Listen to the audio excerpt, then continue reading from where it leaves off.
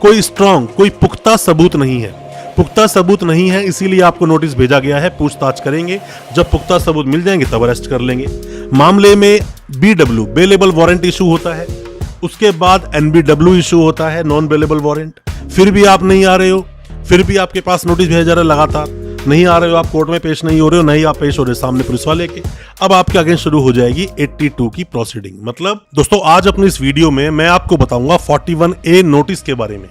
41A CRPC को आप जब पढ़ेंगे तो वहां पर 41A के अंदर भी चीजें कुछ मेंशन है जो आपको समझनी चाहिए। दोस्तों 41 जो सेक्शन है CRPC का, the code of criminal procedure, जो 1973 का जो एक्ट बोलता है, हालांकि काफी बड़ा है, पर इसमें 41A का एक नोटिस जो सेक्शन बोलता है उस पर काफी सारे सवाल हैं आप सभी के दिल में, क्योंकि बहुत सारे वो लोग जिनको ये नोटिस मिला है, या फिर बहुत सारे वो लोग जिनको नोटिस ये मिलने वाला है बट उनको पता है किसी केस में उनका नाम आया है, कुछ पूछताछ पुलिस उनसे करने वाली है, या फिर कई लोगों के दिल में ये डर होता है कि हमें 41A का नोटिस मिला है, अगर हम गलती से चले गए पुलिस स्टेशन या पुलिस वाले के सामने चले गए तो हमें वो अरेस्ट कर लेगा। बहुत सारे नए वकील साहब जो भी नए वकील बने हैं, प्रैक्टिस में हैं अभी, या फिर वो लॉ स्टूडेंट जो जानना चाहते हैं प्रोसीडिंग को कि 41A की प्रोसीडिंग कैसे चलती है, आज सभी तरह के आपके डाउट्स मैं क्लियर कर दूंगा। जजमेंट के बारे में ही बताऊंगा, कौन से जजमेंट आए, पुलिस आपको कब अरेस्ट कर सकती है, कब अरेस्ट नहीं कर सकती, और अगर 41A का नोटिस आपको आया, आपने इन्वेस्टिगेशन ज्वाइन नहीं की, तो पुलिस आपके अगेंस्ट क्या क्या कार्रवाई कर सकती है और कैसे आप आसानी से निकल पाएंगे। ये सभी जानकारियां आज आपको मिलेगी हमारी इस वीडियो के माध्यम से। ज्यादा कुछ जानने के लिए 41A CRPC के बारे में दोस्तों बने रहिए हमारी इस वीडियो के साथ। नमस्कार दोस्तों, फिर एक बार स्वागत करता हूं आप सभी का अपने इस YouTube चैनल पर, जिसका नाम है क्रिमिनल प्रैक्टिस, और मेरा नाम है वीरेंद्र वर्मा। जैसा कि आप सभी जानते हैं, हम चीटिंग एंड फॉर्जरी जैसे संगीन केसेस पर डिस्कस करते हैं अपने इस चैनल पर, और आपको बताते हैं आपके कानूनी अधिकार। अगर आपका भी नाम आया है किसी भी तरह के चीटिंग या फॉर्जरी जैसे संगीन केसेस में, तो हो सकता है कि ये वीडियो आपके बहुत काम का हो, इसलिए वीडियो को अंत तक पूरा देखें। दोस्तों 41A का नोटिस है क्या? सबसे पहले आप ये समझिए कि 41A का नोटिस जब किसी को आया तो मतलब ये है कि कोई भी केस हुआ दर्ज कहीं पर भी, और उसमें आपसे पुलिस कुछ इन्वेस्टिगेशन, कुछ पूछताछ करना चाहती है। ऐसा नहीं कि कोई डॉक्यूमेंट आपको सबमिट करना है, वो होगा तो 91 के लिए आपको नोटिस भेजा जाएगा, बट यहाँ 41A का नोटिस आपको मिला है। अब जब भी किसी को 41A का नोटिस मिलता है तो उसके दिल में कुछ तरह के सवाल आते हैं जो आपको जानना बहुत जरूरी है। सबसे पहली बात, क्या हमें पुलिस जाते ही अरेस्ट कर लेगी? दोस्तों बिल्कुल पुलिस आपको अरेस्ट कर सकती है, और ऐसा जरूरी भी नहीं कि पुलिस आपको अरेस्ट करेगी। क्यों? कि जब आपसे पूछताछ की और उस पूछताछ में सारे एविडेंस आपके साथ कनेक्ट हो गए, या आपने जो जो चीजें बताई वो सारी चीजें आपके अगेंस्ट चली गई, क्योंकि आपको मामला तो पता नहीं है, पुलिस पहले पूरा मामला आपको बताएगी नहीं कि पूछताछ बाद में शुरू करेगी, पहले आपसे सवाल जवाब पूछना शुरू कर देगी पुलिस। आप देखोगे कि जब आपके पास 41A का नोटिस आता है, उस पर FIR नंबर तो लिखा होता है, बट FIR साथ में नहीं आती है। और पुलिस 41A का नोटिस जो भेजती है उसके बहुत सारे कारण भी होते हैं। सबसे पहला कारण, मान लीजिए कि आपकी इन्वेस्टिगेशन करनी है दिल्ली में, और आप रहते हैं बिहार में, उड़ीसा में, गुजरात में, काफी दूर रहते हो, मतलब कि आप बॉम्बे आप रहते हो, कहीं पर भी आप रह सकते हो, तो बहुत दूर है। तो क्या ये आने जाने का खर्चा ये पुलिस को मिल जाता है? मतलब आपको फ्लाइट से भेजेंगे उस पुलिस वाले को, आपके पास जाएंगे, आपको अरेस्ट करके लाएंगे। दोस्तों ये सब ना खर्चे कई बार पुलिस को अपनी जेब से करने पड़ते हैं। दूर का मामला देखते हुए पुलिस आपके पास कई बार नहीं पहुंचती, 41A का नोटिस दे देती है, जैसे आप ज्वाइन करेंगे तब आपको अरेस्ट कर लेंगे। एक तो ये भी मामला बन जाता है। दोस्तों अगर ये वीडियो आपको अच्छा लग रहा है तो अभी इस वीडियो को लाइक करें, ताकि इसी तरह की लाइक से हमें मोटिवेशन मिल सके और प्रोत्साहन मिल सके इसी तरह की लीगल अवेयरनेस की वीडियोस आप तक पहुंचाने के लिए। और आप अगर पहली बार आए हैं हमारे इस चैनल पर, पहली बार देख रहे हैं हमारे इस वीडियो को, हमारे चैनल को अभी सब्सक्राइब करें, साथ में लगा बेल आइकन जरूर दबा दें, ताकि किसी तरह की लीगल अवेयरनेस की वीडियोस आप तक पहुंच सके सबसे पहले। दूसरी बात दोस्तों ये होती है कि पुलिस के पास अभी कोई स्ट्रांग, कोई पुख्ता सबूत नहीं है। पुख्ता सबूत नहीं है, इसीलिए आपको नोटिस भेजा गया है। पूछताछ करेंगे, जब पुख्ता सबूत मिल जाएंगे तब अरेस्ट कर लेंगे। ये दूसरा पॉइंट इसका बन जाता है। अब तीसरा पॉइंट कि कब पुलिस आपको और नोटिस भेजती है। दोस्तों जितने भी मामले 7 साल तक की कैद के होते हैं, मतलब किन किन मामलों में 7 साल तक की सजा का प्रावधान है, यहाँ तो मैंडेटरी बन जाता है कि आप 41A का नोटिस दोगे ही।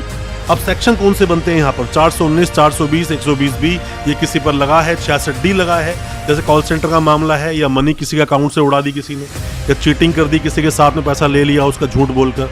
कॉल सेंटर बहुत चलते हैं दोस्तों, झूठ बोलकर पैसा उड़ाए थे अकाउंट से। ऐसे मामलों में बहुत नोटिस आते हैं। अभी मेरे पास एक रिसेंट में केस आया था, बल्लेबाजी ये कोई साइट चलती है उसका मामला था। तो ऐसे कई सारे दोस्तों मामले आते हैं। अब दोस्तों चौथे पॉइंट में आप ये भी बोल सकते हो कि पुलिस को अभी सिर्फ शक है, अभी आपके अगेंस्ट कुछ भी पुलिस के पास नहीं, तो पुलिस ने आपको एक नोटिस भेज दिया कि आओ और इन्वेस्टिगेशन ज्वाइन करो, और जब हमें थोड़ा सा मिल जाएगा आपके अगेंस्ट तो आपको अरेस्ट कर लेंगे। ये 4 तरह के पॉइंट होते हैं जब मेजरली पुलिस आपको बुलाती है, 41A का नोटिस देती है। अब ये 41A का जो नोटिस है, जरूरी नहीं कि आपको 7 साल तक के मामलों में ही मिलेगा। ये नोटिस कुछ सीरियस मामलों में भी आपके पास आ सकता है।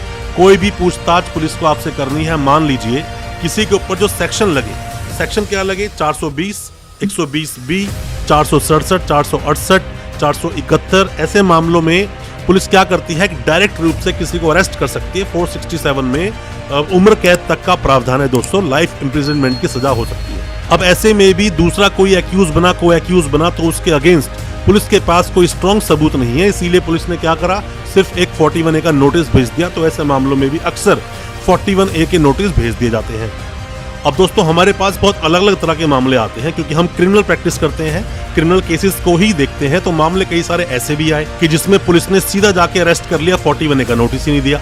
और मामला क्या था, 420, 419, बस नॉर्मल मामला था, उसमें सीधा पुलिस ने अरेस्ट कर लिया, नोटिस ही नहीं दिया। तो ऐसे में हालांकि FIR क्वेश के लिए भी आप जा सकते थे, ये मामला दूसरा है, बट ऐसा भी कई बार देखा गया कि बिना नोटिस के अरेस्ट कर लिया। ऐसा भी कई बार देखा गया कि कोई 41A में नोटिस उसे मिला, वो पुलिस स्टेशन गया इन्वेस्टिगेशन ज्वाइन करने, और पुलिस ने उसको वहीं बैठा लिया, मतलब उसको अरेस्ट कर लिया, जेल भेज दिया, बाद में उसकी बेल हुई। ऐसे मामले कई सारे आते हैं। तो दोस्तों ऐसे मामलों में आप करोगे क्या? दोस्तों आपके पास अगर कोई भी 41A का नोटिस आया है, इन्वेस्टिगेशन आप ज्वाइन करें और कोशिश करें कि आपके साथ आपके वकील साहब जाए या फिर कोई भी कानूनी जानकार जाए, और आपको लगता है कि मैं हर तरह के सवालों के जवाब सही से दे दूंगा, तो आप खुद चले जाइए। अब पुलिस अरेस्ट करेगी या नहीं करेगी वो बात की बात है, पर मैं आपको ये बता दूं, पुलिस आपको अगर अरेस्ट करेगी तो भी रीजन लिखेगी, उसको रीजन लिखकर देना होगा अरेस्ट क्यों किया। और पुलिस अगर आपको अरेस्ट नहीं करेगी तो भी वहां पे रीजन लिखेगी कि आपको अरेस्ट क्यों नहीं किया। तो डिपेंड करता है किस तरह से आपने सवाल जवाब जो वहां पे हुए, पुलिस स्टेशन में आपको बैठाकर जो सवाल पूछे गए उनके जवाब आपने किस तरह से दिए। बेहतर यही होता है कि आप किस जानकार को अपने साथ ले जाओ या अपने वकील साहब को साथ में ले जाओ। और दोस्तों ये तो चलो एक बात हुई कि हाँ पुलिस आपको अरेस्ट भी कर सकती है। अब बात ये आती है कि 41A का नोटिस हमारे पास आ गया, अब उसके बाद पुलिस आपके अगेंस्ट कार्रवाई क्या क्या कर सकती है। दोस्तों आपके पास 41A का नोटिस आया तो FIR ऑब्वियसली बात है कहीं ना कहीं लॉन्च हुई होगी। 41A का नोटिस आया, आपने जाके इन्वेस्टिगेशन ज्वाइन नहीं की, पुलिस ने आपको दूसरा नोटिस दे दिया कि भाई फिर से सेकंड नोटिस आपके पास आ गया, फिर भी आपने पुलिस जाके इन्वेस्टिगेशन ज्वाइन नहीं की, 2 नोटिस आपको पुलिस ने दे दिए। अब पुलिस क्या करेगी, सीधा कोर्ट को अप्रोच कर लेगी आपका अरेस्ट वारंट मांगने के लिए कि ये बंदा नहीं आ रहा है, इन्वेस्टिगेशन ज्वाइन नहीं कर रहा है, कई सारी बातें होती हैं। मामले में BW बेलेबल वारंट इशू होता है, उसके बाद NBW इशू होता है, नॉन बेलेबल वारंट। फिर भी आप नहीं आ रहे हो, फिर भी आपके पास नोटिस भेजा जा रहा है, लगातार नहीं आ रहे हो, आप कोर्ट में पेश नहीं हो रहे हो, नहीं आप पेश हो रहे सामने पुलिस वाले के। अब आपके अगेंस्ट शुरू हो जाएगी 82 की प्रोसीडिंग, मतलब प्रोक्लेम्ड ऑफेंडर।